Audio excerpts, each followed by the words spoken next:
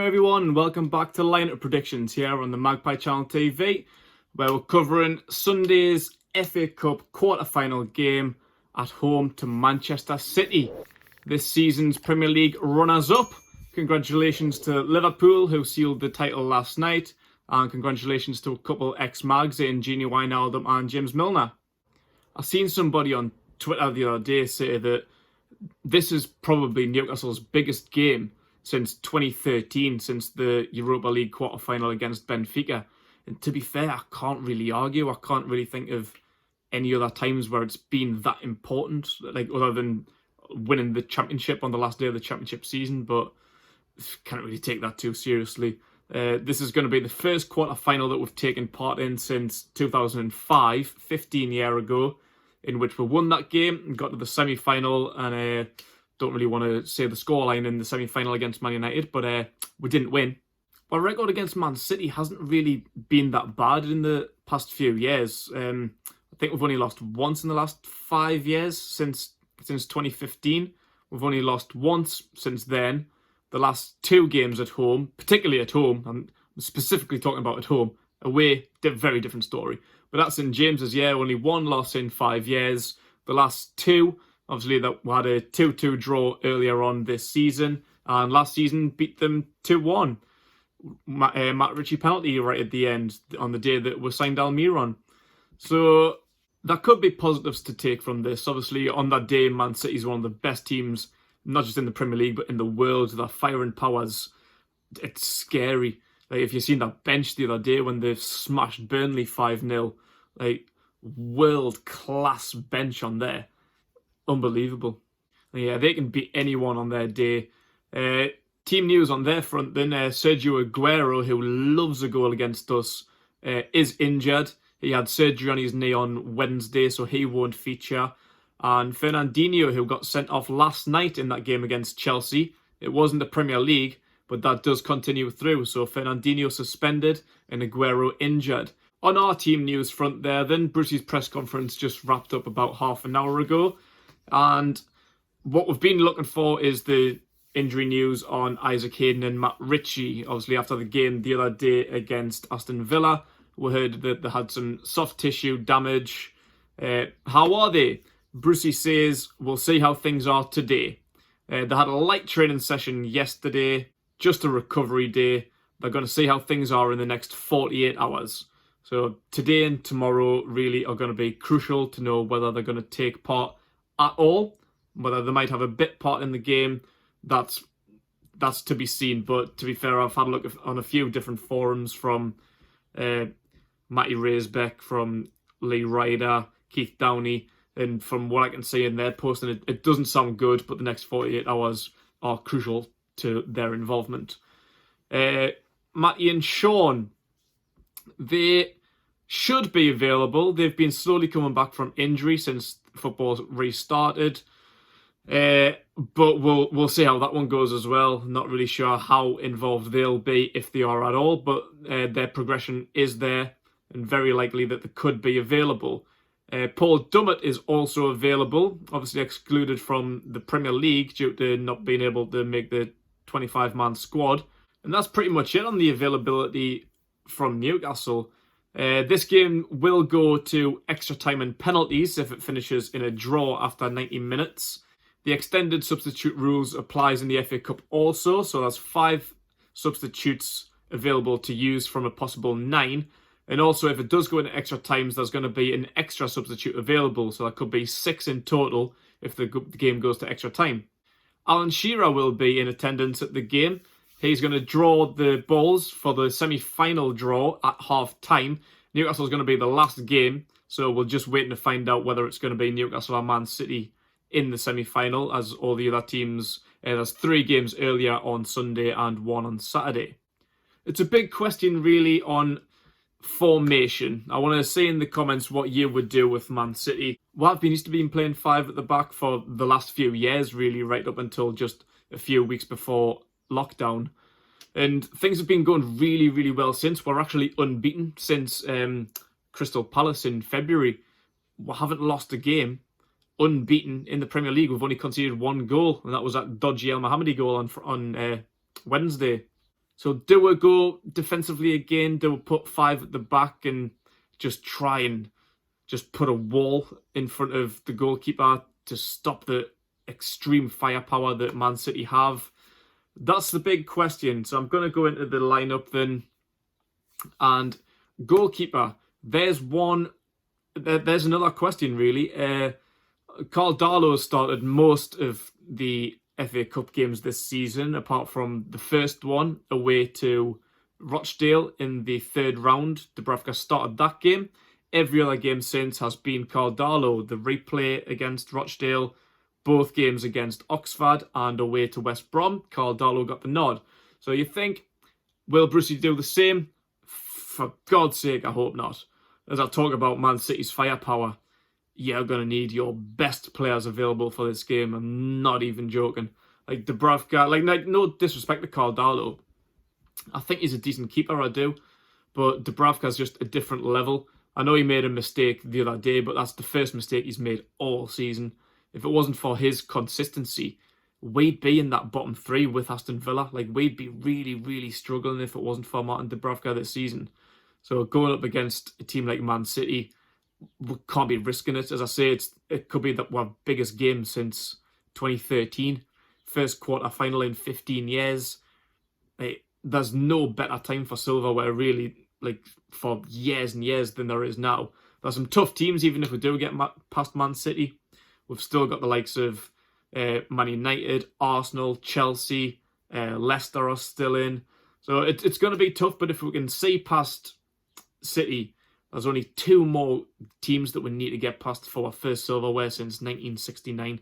So Martin Dubravka's got to start for me. Can't be gambling with like changing the goalkeeper, Darlow, Dubravka, Elliott, whoever, even though I know he's away now. Nah, Martin Dubravka has to start for me. On the right back there then, and just the whole back line, just not going to change it. On the right, Javier Manquillo, who's just signed a new 4-year contract. Congratulations to him. He's earned it, especially over the last few the last few games. His form's been fairly consistent, been happy with his performances. I would have been disappointed to see him leave on a free at the end of the season. So happy days for him. And the back, Fernandes, Lascelles and Rose. Fernandes has been outstanding the last few games. Even probably our best centre-back on paper, Fabian Schär, can't get a sniff in with how good he's been doing. Schär started the last game in the FA Cup against West Brom alongside Lascelles, but as I talk about the firepower, can't be gambling it. But that's something that we could do if we do revert to 5 at the back. Schär could go in alongside both of them, but then there's no one for the bench with... unless you put Dummett on the bench, we've got Clark and Lejeune are both still out. So our centre-back options are really slim at the minute. So I'd probably keep Schär fresh, possibly bring Dummett in as well for cover on the bench. And Danny Rose is our only left-back option. His form's been fairly inconsistent recently. I think he's gotten better as the games have gone on in the last 2 games. I think he's started really, really slowly. But as the games have gone on in the second half particularly, he's been really, really good. And he's got that experience as well. England international, I don't even know how many caps he's got off the top of my head. A fair few. He played in the Champions League final last season, so he knows what the game's about. I'm sure he's got some tricks up his sleeve that he could bring to this game to help us out. So Danny Rose at the back. Into midfield, Shelvey has to start this game. Got the equaliser at home in the league earlier in the season in that 2-2. And alongside him, I don't like what I heard in the press conference about Isaac Hayden. He's got 48 hours to prove his fitness. Well, I don't really want to be gambling it. We've got other games coming up. I know this is really important, so maybe it's a flip of the coin whether Brucey thinks just go all in for this game.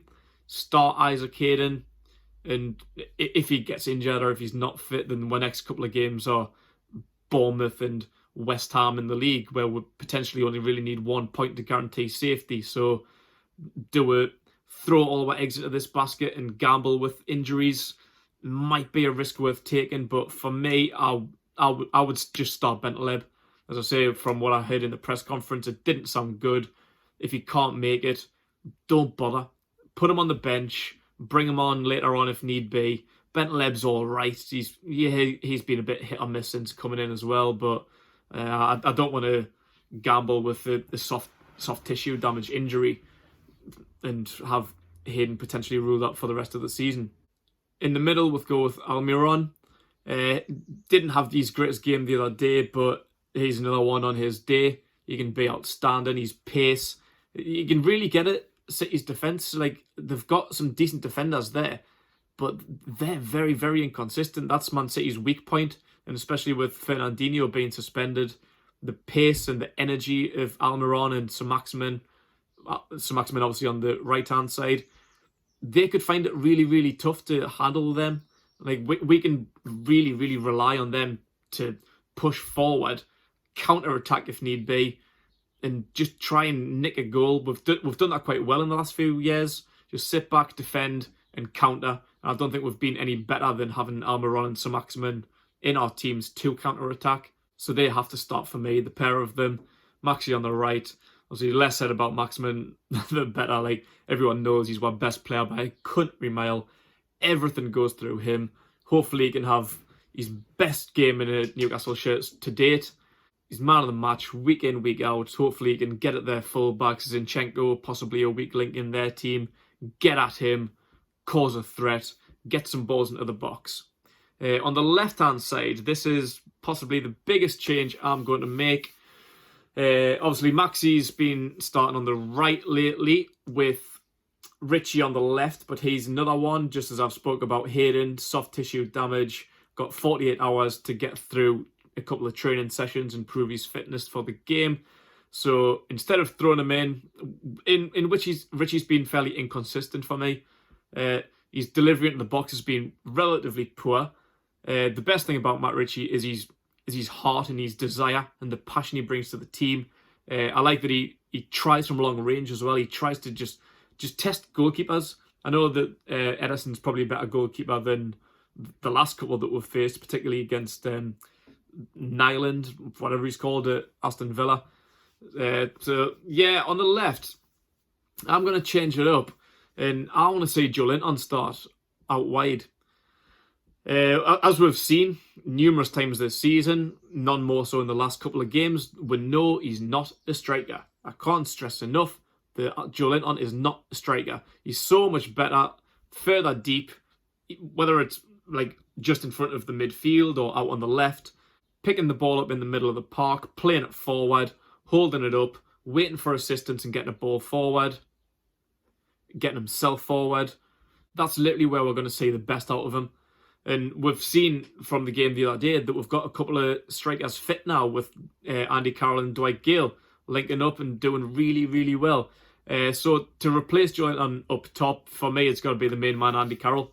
I've seen loads and loads of people since the Villa game saying that Carroll needs to start, And I agree. From Bruce's press conference, he said they were talking about his contract extension. He's just signed a new one-year contract, so congratulations to Andy Carroll. Staying on Tyneside for at least another year. He said before the Villa game, he came knocking on his door, asking why he's not starting, and that's mint. I love to see that passion in him. Like, he's wanting to play, and I know he's getting more money for it every game that he plays, every game that he starts at least. Got that pay-as-you-play bonus. But yeah, like, he changed the game the other day. Like, his heart and his desire is all still there. Like, we've spoke about it during the week, me and Renty, on all the fan cams. Like, people forget how good of a player he actually is because he has this crocked reputation. He's too injury prone, and he's on the wrong side of 30 now, so everyone considers himself to be a dinosaur. He's going to come onto the pitch with a fucking Zimmer frame. Like that's not Andy Carroll. When he's on a pitch, he gives 110%. He's absolutely everywhere. He's like fucking shit on a stick. And obviously in the middle, he provides a hell of a lot more than what Joelinton does. Like, the whole Premier League knows about his aerial threat. That's his main quality, something that he's brought into whichever team he's been playing for since he first came into professional football with us when he was like 19 years old or however old he was. 6'4", 6'5", whatever he is. We've had a few balls in the last couple of games where Joey hasn't really been in the right position. Balls across the 6-yard box, decent crosses as well from out wide, whether it's been Rose, Richie, Saint-Maximin, Manquillo, whoever it's been. There just hasn't been anyone to connect. And they're the kind of places where you know Andy Carroll would be, showing a threat. I've mentioned that City's defence is their weak point. Like, I don't know who they're going to be playing, whether it's going to be Otamendi, Stones. I think Stones might be injured, actually. Laporte. Whoever it is, Andy Carroll.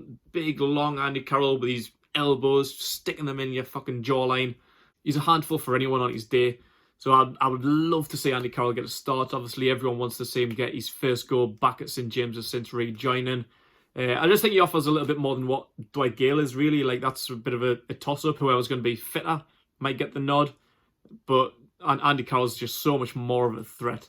He put that goal on a plate for Gale the other day. He couldn't really miss. In terms of the 9 substitutes, I think this is going to be a hard one to predict, to be honest, with a few more coming back, like Paul Dummett and potentially the 2 Longstaff brothers. Are Hayden and Richie going to be fit? We're still not really sure yet. So, yeah, it's going to be tough, but obviously Carl Darlow's going to be on the bench. DeAndre Yedlin as well. Kraft may be one that gets replaced for Paul Dummett. Like instead of having 2 right-backs there, Dummett could come in and Dummett can provide cover both centre-back and left-back. So Dummett would probably be my choice there instead of Kraft. Shaw, of course. Shaw's, like as I said before, probably our best centre-back on paper, just struggling to get into the team ahead of Fernandez at the minute, but a great option to come on. He should have came on a lot earlier, in my opinion, against Aston Villa because Fernandez looked tired.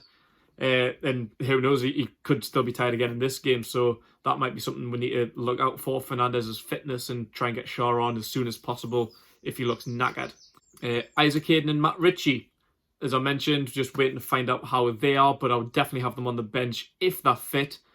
We've got no other centre-mid option other than really Sean Longstaff. I would predict Sean Longstaff to come in, especially if Hayden's not fit. I think he's going to have to. In terms of Matty, though, if you remember, Matty didn't really get in the team even when he was fit before lockdown. Since Bentaleb came in January, really, we haven't really seen Matty in many matchday squads. So whether he's fit or not, I think Brucey will still exclude him, just waiting to find out what the terms are of his new contract, which Brucey did mention in his press conference. He says that the ball's in his court now. They've offered him the best contract that they deem possible. I don't think they're going to offer him any more. So it's Matty's decision now whether he stays or he signs for Udinese or holds out for somebody else. But yeah, so the contract's down. It's just Matty's decision now whether he wants to sign it or not. So until that happens, he's obviously agreed to stay until the end of the season. His current contract's meant to run out at the end of June, which is only a week away. So I doubt he'll be in the team for me. But Sean may well come in. Just depends how injuries and such go. Valentino Lazaro, he should be coming in. I'll still like to see a little bit more of Lazaro. Still haven't seen enough of him for me. Decent player, can fill in at either fullback or on the wing. If possibly Joe Linton if he gets tired or he's not performing well. That's one change that I would like to see, particularly if Richie isn't going to make it. And Dwight Gale, as I've mentioned, did well the other day, got himself back on the score sheet. I think it's his first goal for Newcastle in about 3 years, did I read? Either 2 years or 3 years.